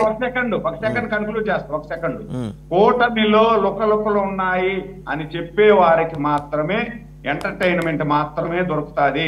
రైట్, రేగిడి లక్ష్మణరావు గారు మాట్లాడతారండి. రేగిడి లక్ష్మణరావు గారు, మొత్తానికి మీకేంటంటే ఎలాగూ ఉగాది తర్వాత ఉండే పార్టీ కాదు, ఆ ఎంటర్టైన్మెంట్ చూసుకుంటూ ఉండండి. అక్కడ ఏదో జరుగుతోంది, సంక్రాంతి అవ్వగానే మేము వచ్చేస్తాం, లేకపోతే ఉగాది అవ్వగానే మేము వచ్చేస్తాం, లేకపోతే ఇంకోటి నెక్స్ట్ వచ్చేది ఏంటి దసరానా, ఆ దసరా కల్లా జమిలీ వస్తుంది, జమిలీతో పాటు జగన్ వస్తాడు. ఇవన్నీ ఈ భ్రమల్లోంచి బయటికి రండి. ఎందుకంటే మీరు అక్కడ కనుమరుగు కాబోతోంది పార్టీ. ఢిల్లీ నుంచి చాలా పెద్ద ఆపరేషన్ జరుగుతోంది. మీ వాళ్ళు స్వతంత్ర సభ్యులుగా మరి రాష్ట్రంలో ఉన్న ప్రభుత్వానికి అనుబంధంగా కొనసాగుతారా లేదా, మొత్తానికి స్వతంత్రంగా ఉంటారు. జగన్మోహన్ రెడ్డి గారు మీరు ఎప్పుడు అంటారు సింహం సింగిల్గానే వస్తుంది, సింహం సింగిల్గానే ఉంటుంది కూడా. ఒక సింహానికి చూసి మిగిలినవన్నీ భయపడుతున్నాయి, అందువల్ల సింహం ఒక సింగిల్గానే ఉంటుంది అనే పరిస్థితి ఏర్పడింది రాష్ట్రంలో. మీరు మేల్కొంటారా, లేకపోతే మీ ఏకపక్ష విధానాలని, ఫ్యూడల్ భావజాలాన్ని కంటిన్యూ చేస్తూ అలాగే ఉంటారా అనేది that is up to your leader. Vasudevan గారు, మీకు ప్యానల్ ఉన్న పెద్దలకి డబుల్ అంటే వీక్షలకు హృదయపూర్వక నమస్కారం అండి. సార్, రేపు ఉగాది తర్వాత ఏ పార్టీ ఉంటుంది, ఏ పార్టీ కాలగర్భంలో కలిసిపోతూ ఉంది, ఏ పార్టీ విలీనం కాబోతూ ఉంది అనేది జనసేన పార్టీ వాళ్ళకి, జనసేన పార్టీ నాయకుని అడిగితే తెలిసింది. ఎందుకంటే రాబోయే ఎలక్షన్కి 27, 29 ఎలక్షన్ అండి, ఖచ్చితంగా రాబోయే ఎలక్షన్కి సన్నిద్ధంగా ఉండాలని ఈ రోజున పవన్ కళ్యాణ్ గారు కేంద్ర ప్రభుత్వంతో సన్నిహితంగా మెలవడానికి గల కారణం, ఇటు చూస్తే విజయసాయి రెడ్డి గారు రాజీనామా చేసిన వెంటనే మళ్ళీ పవన్ కళ్యాణ్ గారిని కేంద్ర ప్రభుత్వం పిలవడానికి గల కారణాలు ఇవన్నీ కూడా ఇంటర్నల్ గా చిరంజీవి గారికి సహకరిస్తున్నాయి. ఇవన్నీ చిరంజీవి గారిని మళ్ళీ కేంద్ర రాజ్యసభకు పంపిస్తారని ఊహాగానాలు, ఇవన్నీ కూడా ఎవరికి చుట్టుకుంటాయనేది జనసేన పార్టీ వాళ్ళు ఆలోచించాలి. మాకేం భయం లేదు, మాకు 40% ఓటింగ్ వచ్చినాయి సార్, సీట్లు 11 అవ్వచ్చు, 40% ఓట్లు వచ్చినాయి. ప్రజల్లో మాకు ప్రజా ఆదరణ ఉంది. ఈరోజు చూస్తే జగన్మోహన్ రెడ్డి గారు ఎప్పుడైతే కాంగ్రెస్ పార్టీని మరి ఆ రోజున వదులుకొని బయటకు వచ్చినప్పుడు అత్యంత శక్తమైనటువంటి మరి సోనియా గాంధీ గారు లాంటి మరి సెంట్రల్ గవర్నమెంట్ ఆ రోజుని ఎదుర్కొని తనని వేధిస్తారని తెలుసు, తనపై ఈడీ ఐటీ అన్ని విధాలుగా మన దాడులు చేస్తారని విషయాలని తెలుసు. కానీ ఎక్కడ జగ్గకుండా బెదరకుండా ఆయన అనుకున్నది సాధించాలి, తన తండ్రి యొక్క ఆశ సాధన ముందు తీసుకెళ్ళాలి, తన తండ్రి ఎంత మంచిగా పరిపాలించారో అంతకు 10 రెట్లు 100 రెట్లు ఎక్కువ పరిపాలించాలని ఒక ఆశ సాధనతో ఓదార్పు యాత్రతో బయటకు వచ్చినటువంటి జగన్మోహన్ రెడ్డి గారు ఎవరికి భయపడలేదే. ఈ రోజున పర్వతం ఎవరికి వంగు చూడదు, ఎవరికి కాలు వంగి సలాము కొట్టదు అనేటువంటి ఈ రోజున చెప్పే బడా నాయకులందరూ కూడా ఎవరికి వంగి పొరుల దండాలు చేశారో మనం చూస్తూ ఉన్నాం. ఎవరి దగ్గరికి వెళ్ళి కాలు పట్టుకొని దేహాన్ని అడుక్కున్నారో చంద్రబాబు నాయుడు గారు లాంటి నాయకులు మనం చూసాం. మేము ఎవరి దగ్గర వెళ్ళి అడుక్కోలా, మేము ఎవరి దగ్గర దేహాన్ని కాలు పట్టుకోలా, ఎవరి దగ్గరికి వెళ్ళి ఇదే అని మేము ఏ రోజున కూడా జగన్మోహన్ రెడ్డి గారు అనే మాట ప్రసక్తే లేదు. ఒకటి చెప్తా ఉన్నాం, క్రమశిక్షణ. ఇగోండి నిన్న జరిగినటువంటి 24వ తారీఖున జరిగినటువంటి మా పార్టీ కార్యాలయంలో మీడియా సెల్ అధికార ప్రతినిధుల యొక్క ఏదైతే మీటింగ్ వర్క్షాప్ ఉందో ఆ వర్క్షాప్ లో మాకు ఒకటే చెప్పారు, మీరు మీడియా డిబేట్ లో కానీ టీవీ డిబేట్ లో కానీ మాట్లాడేటప్పుడు ప్రభుత్వం చేస్తున్నటువంటి అన్యాయాల అక్రమాల పైన సంక్షేమ పథకాలు మాత్రమే మాట్లాడండి, ఎవరిని కూడా వ్యక్తిగతంగా టార్గెట్ చేయొద్దు, ఇది మన ఖచ్చితంగా మన పార్టీ ముందుకెళ్తుంది, మీరు ఎవరు కూడా ఆధారపడొద్దని మాకు ముఖ్య సూచనలు ఇవ్వడం జరిగింది. ఇంకో విషయం చెప్తా ఉన్నాం, వాసుదేవన్ గారు ఎప్పుడైతే జగన్మోహన్ రెడ్డి గారు ఆయన్ని ఒక్కొక్క నాయకుడు అంటూ ఉంటాడు, ఒక ఐఏఎస్ తరహా నాయకుడు కానీ ఐపీఎస్ తరహా నాయకుడు కానీ అత్యధికంగా చదువుకున్నటువంటి ఇంటెలిజెన్స్ వాళ్ళందరూ కూడా జగన్మోహన్ రెడ్డి గారిని ఏకవచనంతో మాట్లాడే విధానం మనం చూసాం. మీరు ఎన్ని రకాలుగా ప్రయత్నం చేసినా వైఎస్ఆర్ కాంగ్రెస్ పార్టీని ఇంచి కూడా మీరు కదపలేరు. ఎందుకంటే నాయకులు వస్తుంటారు వెళ్ళిపోతుంటారు, వాసుదేవన్ గారు ఎంతోమంది నాయకులు వెళ్ళిపోతూ ఉంటారు, కానీ నాయకులను తయారు చేయడంలో జగన్మోహన్ రెడ్డి గారు ముందు వస్తున్నారు. ఖచ్చితంగా నాయకులు వెళ్ళిపోయే విషయంలో మరి ఏ స్థాయి నాయకత్వం అనేది పెంపొందించడానికి మాకు 24 గంటలు ఇచ్చినటువంటి శిక్షణ కార్యక్రమం, రేపు 5వ తారీఖున కూడా మళ్ళీ ఇచ్చినటువంటి శిక్షణ కార్యక్రమంలో పార్టీ రేపు రాబోయే కాలంలో రేపు 2వ వారం ఫిబ్రవరి 2వ వారంలో జగన్మోహన్ రెడ్డి గారు ఏ విధంగా లక్ష్మణరావు గారు ఒక్క నిమిషం అండి, కొంపలంటుకుంటుంటే వ్యాకరణం చదువుతానంటూ పనిచేస్తున్న పార్టీ మిమ్మల్ని చూస్తున్నా. అయిపోయింది, అందరూ 10 మంది జెండా పీకేసి స్వతంత్ర సభ్యులుగా కొనసాగబోతున్నారు. మీరు ఎవరికి క్రమశిక్షణ చెబుతారు, ఏం చెబుతారు అసలు? ఒక్క నిమిషం వినే లక్షణాలు మీలో ఎంతమందికి ఉన్నాయి? 90% మందికి వినే లక్షణం లేదు. మీ నాయకుడు ఎలాగో మీరు కూడా అలాగే. వాసుదేవన్ గారు మీరు ఏదో ఆంధ్రజ్యోతి లేదా TV5 మహానాడు పేపర్ లాగా మీరు స్టేట్మెంట్ ఇచ్చుకుంటే ఎవరో ఒకళ్ళు చెబితే చెప్పాల్సిన అవసరం నాకు లేదు. ఆమె ఇండిపెండెంట్ జర్నలిస్ట్. ఇవాళ మీ దగ్గర నేను నేర్చుకోగల జర్నలిజం నాకు స్పష్టమైన సమాచారం ఉంది. మీ 10 మంది సభ్యులు ఉగాది తర్వాత మీ 10 మంది సభ్యులు ఉండరు, గుర్తుపెట్టుకోండి. అది మళ్ళీ ఒకటి మాట గుర్తుపెట్టుకోండి సార్, 10 మంది సభ్యులు ఉంటారా లేదా అనేది మీరు అనేసుకుంటే సరిపోయిందా? మాట్లాడుతున్నారు సార్ వాసుదేవన్ గారు, మీ దగ్గర ఉన్నటువంటి ఎవిడెన్స్ ఏంటి, సోర్స్ ఏంటన్నా? మీరు ఊహాజనితంగా మాట్లాడుతున్నారు. ఢిల్లీకి ఫోన్ చేయండి, వాళ్ళే చెప్పేస్తారు. విజయసాయిరెడ్డి గారికి ఫోన్ చేయండి, ఆయన చెప్పేస్తారు. మొత్తం మీకు రహస్యం అంతా చెప్పేస్తారు. విజయసాయిరెడ్డి గారి దగ్గర మొత్తం లిస్ట్ ఉంది, ఆయన చెప్పేస్తారు. ఖచ్చితంగా మాట్లాడతారు సార్ వాసుదేవన్ గారు. మీరు ఇందాక మాట అంటూ ఉన్నారు, మహానాడు పేపర్ ఇందాక మీరు క్లిప్పింగ్ చేశారు. సో ఎన్టీ రామారావు గారు చేసినటువంటి పాపం ఏంటి అనేది వాళ్ళు పెద్ద ఎడ్డింగ్ రాశారు. చూడండి, ఎన్టీఆర్ చేసిన పాపం ఏంటి అనేది. ఎన్టీ రామారావు గారు చేసిన పాపం ఏంటి తెలుసండి? బాలకృష్ణ లాంటి కొడుకుని కనడం, పురంధేశ్వరం లాంటి కూతురిని కనడం, చంద్రబాబు నాయుడు గారు లాంటి వ్యక్తిని అల్లుడిగా చేసుకున్నటువంటి దౌర్భాగ్యం ఎన్టీ రామారావు గారు చేసుకున్నటువంటి పాపం. ఎందుకనంటే ఎన్టీ రామారావు గారికి భారతరత్న ఇస్తే ఎక్కడ తన మామికి పర్సనల్ అండి. లక్ష్మణరావు గారు నాయుడు గారు మీరు ఆగండి. మాట్లాడపించుకోండి. లక్ష్మణరావు గారు నా వర్షన్ నేను చెప్పాలి కదా. Don't go personal. మళ్ళీ చెప్తున్నా, డోంట్ గో పర్సనల్. రాజకీయంగా మీరు ఏమైనా మాట్లాడండి, ఇప్పుడే కదండి వినండి సార్, ఇది personal కాదు సార్, కాదండి, ఇది personal ఇప్పుడే కాదు మీరు సార్, రాజకీయంగా క్రమశిక్షణతో మాట్లాడమని ఇది ఇప్పుడే personal మననే కాదు, అదే personal చెప్పేది. మీరు అలాగనుకుంటారు. కాదండి లక్ష్మణరావు గారు, మననే మీ personal శిక్షణాధికారులు ఏం చెప్పారు, వ్యక్తిగతంగా ఇక్కడ వెళ్ళమాకని ఏంటంటే అన్నారు, మీరే చెప్పారు. వినండి సార్, ఇది personal ఒక్క కాదు, నిమిషం, personal గా ఎవరిని మీ attack చేయలేదు శిక్షణా కదా. తరగతులు మీరు ఏం చెప్పారు, వ్యక్తిగతంగా వినండి సార్, వెళ్ళమాకని అన్నారు. character assessment మీరు చేయలేదు కదా, పర్సనల్ వెళ్ళగలుగుతారు మీరు. నా భావజాలను వ్యక్తపరిచినాను సార్, చెప్పండి. నా యొక్క భావజాలం అది, నన్ను వ్యక్తపరిచే రూల్స్ లేదు, నాకు ఆ యొక్క ఇది లేదా, ఐడెంటిటీ లేదా, వినాలా నేను అనేదాన్ని ఎందుకన్నానంట విషయం. చంద్రబాబు నాయుడు గారు యొక్క విధానం ఏంటంటే, చెప్పండి. వాసుదేవన్ గారు చంద్రబాబు నాయుడు ఆగండి ఆగండి, నాయుడు గారు ఆగండి, నాయుడు గారు ఆగండి. వినండి సార్, నాయుడు గారు వినండి, మీరు మాట్లాడేది నేను అక్కడ మాట్లాడలేదు. టైం ఇస్తారు మాకు కనీసం 2 నిమిషాలు కూడా ఎవరు. ఏమండి వినండి, మీరు మాకేం మాట్లాడారు, టైం ఇచ్చారో ఒక ఆ నిమిషం, నిమిషం మాట్లాడాను. చివర్లో వచ్చాడు ఆయన, చివర్లో వచ్చాడు. మీ అందరికీ ఆయన సమాధానం చెప్పాలి, మీ అందరికీ ఆయన సమాధానం చెప్పాలి, నాతో పాటు మీ అందరికీ ఆయన సమాధానం చెప్పాలి. అది ఆయన సమాధానం చెప్పట్లే, ఆయన ఏం మాట్లాడుకుంటున్నాడు కానీ ఆయన కన్నా అర్థం అవుతుంది. అదే వాళ్ళ క్రమశిక్షణ అవునా, అలాంటిదే మనం కానీ ఆయన బాగా చెప్పలేదు. మాట్లాడాము, మా బానిస బతుకులు బతికా మీకు ఏముంటది, బానిసలాగా బతికే వాళ్ళకి మీకు ఏముంటది, మీరు మాట్లాడండి లక్ష్మణరావు గారు, తిప్పించుకోండి, లక్ష్మణరావు గారు, లక్ష్మణరావు గారు మీరు మాట్లాడండి, టైం అయిపోతుంది. వినండి సార్, మీరు మాట్లాడండి. ఏంటండి లక్ష్మణరావు గారు, బానిస బతుకులు బతికే వాళ్ళు మాకు సలహాలు చెప్తారు, మాకు బానిస బతుకులు బతికే వాళ్ళు మాకు సలహాలు చెప్తారా, తిరిగితే తిట్టించుకోండి, కొడితే కొట్టించుకోండి, గిలితే గిలించుకోండి అని చెప్పినటువంటి పవన్ కళ్యాణ్ గారు.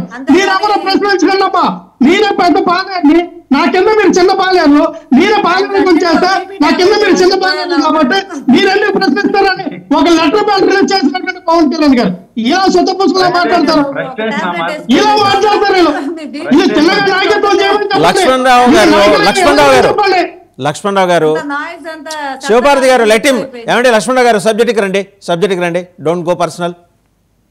సార్ వాసుదేవన్ గారు, ఇందాక టీడీపీ నాయకులు ఎక్కడ పడితే అక్కడ అసభ్యంగా ప్రవర్తిస్తున్నారు, దాడులు చేస్తూ ఉన్నారన్నారు. ప్రత్యేకంగా మా ఊర్లోనే, మా మండలంలోనే, శ్రీప్రభు నియోజకవర్గంలోని సచివాలయం సిబ్బందిని సచివాలయం సిబ్బందిని ఒక ఆట ఆడుకుంటున్నారు. వాళ్ళకి ఇచ్చినటువంటి సచివాలయం ఒకటి అయితే 2-3 సచివాలయం చేయండి, వారానికి ఒకళ్ళు మారుస్తూ ఉన్నారు, తారుమారు ఆడపిల్లలు ఇబ్బంది పెట్టి వాళ్ళు సూసైడ్ చేసుకుంటామని మా దగ్గరకు వస్తే మీరు అటువంటి ప్రయత్నాలు చేద్దామంటే వాళ్ళ దగ్గరికి వెళ్ళి లకాలం భాషలో మాట్లాడుతున్నారు. వాళ్ళకి నచ్చినట్టుగా వారానికి ఒకళ్ళే చేంజ్ చేస్తారండి, ఒక సచివాలయం వారానికి ఒక సచివాలయం అంటే ఒక నెలలో 4 సచివాలయం పనిచేస్తారండి. శాంతమైన ప్రభుత్వం సార్ ఇది, అలా హింసిస్తారా అన్న, రేపు మాప అలా ఆత్మహత్య చేసుకుంటే ఎవరు సార్ బాధ్యులు? వాళ్ళందరూ నాయుడు గారు మీరు ఆగండి, నాయుడు గారు మీరు ఆగండి, లక్ష్మణరావు గారు చాలు, కొంచెం శ్రీరంగ నీతులు ఆపేస్తే బాగుంటది. నాయుడు గారు మీరు ఆగండి, కృష్ణాంజనేయులు గారు ఒక్క నిమిషం, రైట్ లక్ష్మణరావు గారు మీరు ఆగండి, కృష్ణాంజనేయులు గారు మాట్లాడతారు. కృష్ణాంజనేయులు గారు ఎన్టీఆర్కి భారతరత్న ఏంటండి ఆయన, వాళ్ళు ఎవరో అడిగారని కాదు కానీ నిజంగా ఆయన చేసిన పాపం ఏంటండి అంటే ఇస్తే ఎవరు ఆయన సంతానం తీసుకోవాలా లేకపోతే లక్ష్మీపార్వతి గారు తీసుకుంటారా, ఈ వివాదం వస్తుందని ఇవ్వటం మానేస్తున్నారా? అది రీజనా? అది నిజమేనా? ఇక్కడ ఒక అంశం అండి, ఎన్టీఆర్ కి భారతరత్నకు సంబంధించినటువంటి విషయం మీద ఇప్పుడు తెలుగుదేశం అధికార ప్రతినిధి ఏఎస్ రావు గారు మాట్లాడుతూ ఏం చెప్పాడు, మాకే కాదు పురంధేశ్వరికి కూడా బాధ్యత ఉంది అనేటువంటి విషయాన్ని చెప్పాడు. అంటే అర్థమైంది, ఎవరు ఇప్పుడు బీజేపీలో బీజేపీ అధ్యక్షురాలు పురంధేశ్వరి అడిగినా గట్టిగా పట్టుబట్టినా, లేదంటే ఆంధ్రప్రదేశ్లో ముఖ్యమంత్రిగా ఉన్నటువంటి ఎన్టీ రామారావు అల్లుడు చంద్రబాబు నాయుడు పట్టుబట్టినా ఖచ్చితంగా వస్తుంది. ఎప్పుడో వచ్చేది, ఇది ఎందుకు పట్టుబట్టలేదు, ఎందుకు రావటం లేదు అనేటువంటిది బహిరంగ రహస్యం.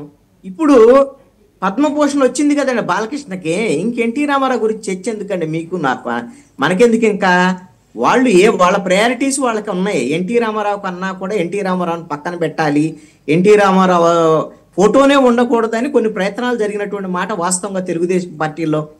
ఇంకా 2004లో ఓడిపోయిన తర్వాత విమర్శలు వచ్చిన తర్వాత ఎన్టీ రామారావు ఫోటో వచ్చింది తెలుగుదేశం పార్టీకి సంబంధించినటువంటి ఫ్లెక్సీల మీద.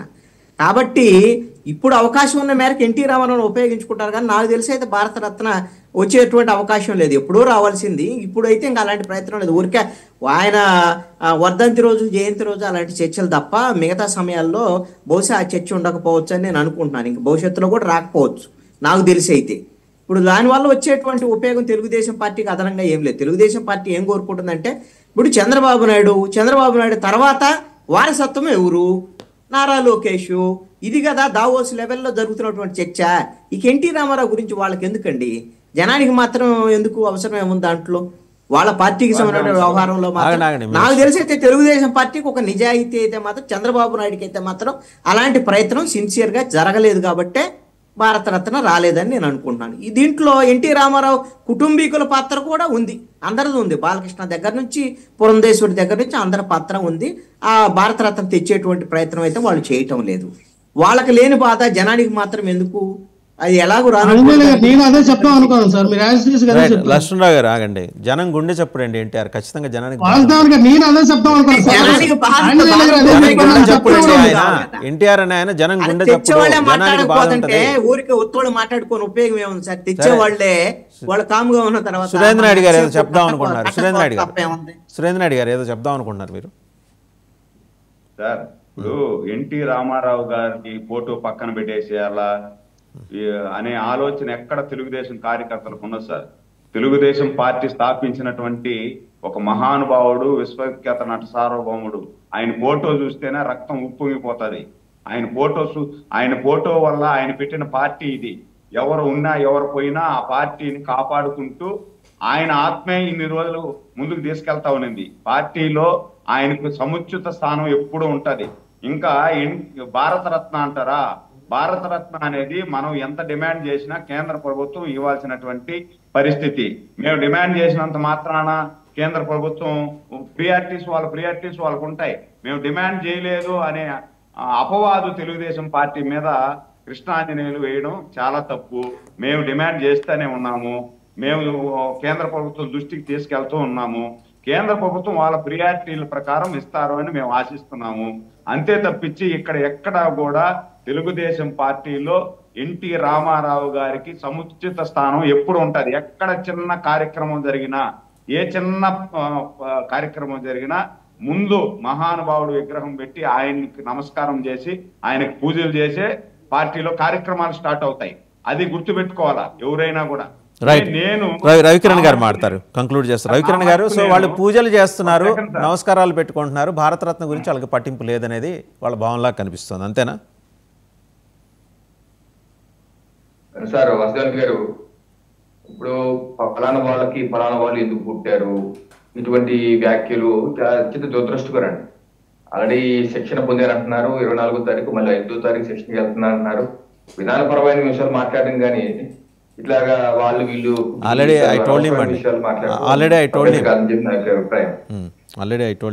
ఇంకోటి భారతరత్న విషయంలో అండి, ఎన్టీ రామారావు గారు భారతరత్న కావాలని చెప్పేసి కొన్ని దశాబ్దాలుగా ఉన్నటువంటి డిమాండ్.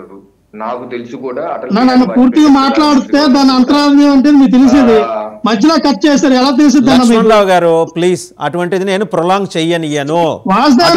అటువంటి వ్యాఖ్యలే ఉంటున్నాను.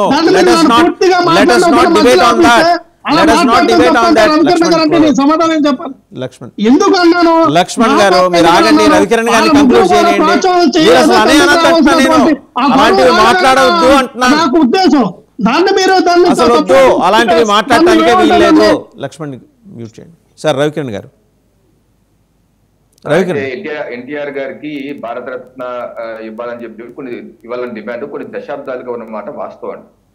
గతంలో అటల్ బిహారీ వాజ్పేయి గారి ప్రభుత్వం ఉన్నప్పుడు కూడా ఈ చర్చ వచ్చింది. అప్పుడు ప్రధానమంత్రి గారు కూడా రెడీగా ఉన్నారు, కానీ కొన్ని దాని వల్ల ఆగింది అన్నారు. తప్పనిసరిగా దాని మీద ఇప్పుడు డబుల్ ఇంజిన్ సర్కారే కాబట్టి దాని మీద నిర్ణయం తీసుకుంటారు. ఆల్రెడీ ఇప్పుడు వారి అబ్బాయికే పద్మభూషణ్ కూడా వచ్చింది కాబట్టి ఈ యొక్క 2-3 మాసాలు లేదా ఈ 5 ఏళ్ళ టెన్యూర్లో తప్పనిసరిగా వారికి భారతరత్న ఇచ్చే అవకాశం అయితే ఉందని చెప్పేసి ఇవ్వాలని కూడా నేనైతే వ్యక్తిగతంగా కోరుకుంటున్నాను. మాస్టర్ గారు, శివపార్తి గారు, మీ వాట్ ఈజ్ యువర్ సే అండి ఎన్టీఆర్ గారికి భారతరత్న? ఇప్పుడు తెలుగు 2 రాష్ట్రాల్లో ఒక పేరు గడించిన పెద్ద మహానేత ఆయన. సో ఆయనకు ఇవ్వాలి అనేది ఆబ్వియస్ గా ప్రతి తెలుగువాడు కోరుకుంటారు. తెలుగు వాళ్ళ కోరిక అది. సో ఇలాంటి విషయాల గురించి అంటే ఇవ్వాలా వద్దా అని మనం నిర్ణయిస్తే అయ్యేది కాదు కదా. మనం సో నిర్ణయిస్తున్నాం అంటలా మీ అభిప్రాయం ఏంటని అడుగుతున్నా. ఇక్కడ మనం కూర్చొని మన ఐదుగురు నిర్ణయం చేసి ఖచ్చితంగా ఆయనకి ఢిల్లీకి పంపం రావాలని కదా. కోరుకునే వాళ్ళలో ముందుంటాం మేము. ఖచ్చితంగా ఆయనకి భారతరత్న ఇవ్వాలి అనే వాళ్ళలో ముందుంటాము. ఎందుకంటే ఆయన విశేషంగా సేవలు అందించారు. తెలుగు వాళ్ళ ఆత్మ గౌరవాన్ని కాపాడిన వ్యక్తిగా ఆయనకంటూ ఒక మార్క్ పొలిటికల్ కెరియర్ ని ఆయన చూపించారు. కాబట్టి ఖచ్చితంగా అలాంటి వ్యక్తులను గుర్తించాల్సిన అవసరం. అలాంటి వ్యక్తులను గుర్తిస్తే మన తెలుగు వారందరికీ ఒక గౌరవప్రదంగా ఉంటది కాబట్టి రావాలనే కోరుకుంటాం. రైట్. కృష్ణాంజలి గారు కుడి ప్లీజ్ కంక్లూడ్ అండి. అంటే దీని మీద ఏది ఈ వివాదం తగట్లా. నిజానికి ఆ కమిటీలో కూర్చున్న వాళ్ళకి చాలామందికి ఎన్టీఆర్కి సంబంధించిన నాలెడ్జ్ లేదంట. ఇది డైరెక్ట్ ఇంగ్లీష్ దినపత్రికలు రాసినాయి, నేషనల్ మీడియా రాసింది. మరి అలాంటి ఎన్టీఆర్ అంటే ఒక ఐకాన్, ఆయన గురించి తెలియకపోవడం ఏంటండి? ఇప్పుడు వాసుదేవన్ గారు ఏదైనా సరే ఏ అవార్డులకు సంబంధించినటువంటి వ్యవహారం అయినా ఆయా రాష్ట్రాలకు సంబంధించినటువంటి వాళ్ళ నుంచి ప్రతిపాదన కేంద్ర ప్రభుత్వానికి వచ్చినప్పుడు కేంద్ర ప్రభుత్వం ఆ అంశాలన్నింటినీ కూడా కూలంకషంగా పరిశీలించి ఎవరు మెరుగ్గా ఉన్నారో వాళ్ళకి అవార్డులు ఇచ్చేదానికి అవకాశం ఉంటుంది. మరి ఆంధ్రప్రదేశ్ ప్రభుత్వం నుంచి ఇప్పుడు భారతరత్నకు సంబంధించినటువంటి ప్రతిపాదన కేంద్ర ప్రభుత్వానికి వెళ్ళిందా?